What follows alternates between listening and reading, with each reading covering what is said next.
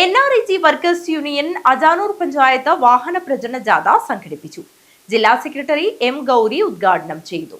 NREG workers union March 3 സംഘടിപ്പിക്കുന്ന പ്രക്ഷോഭ പരിപാടിയുടെ ഭാഗമായി കേന്ദ്ര സർക്കാർ ഓഫീസുകൾക്ക് മുന്നിൽ പിക്കറ്റിംഗ് സമരം സംഘടിപ്പിക്കുകയാണ്.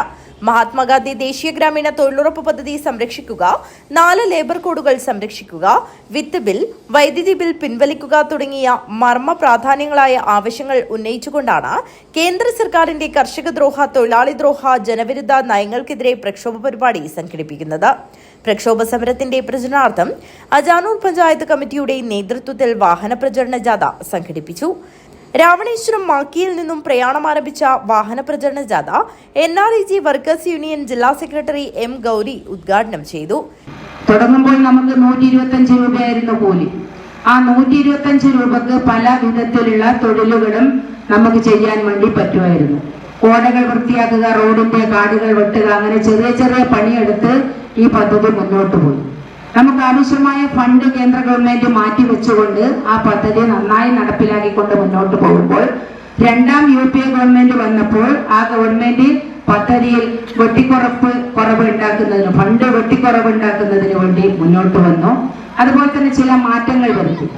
അങ്ങനെ ആ മാറ്റത്തോടു കൂടി മുന്നോട്ട് പോകുമ്പോൾ പിന്നീട് വന്ന NDA ഗവൺമെന്റ്, BJP ഗവൺമെന്റ് പദ്ധതിയിൽ ആകെപ്പാട് മാറ്റം വരുത്തി ഫണ്ട് വെട്ടിക്കുറച്ചു.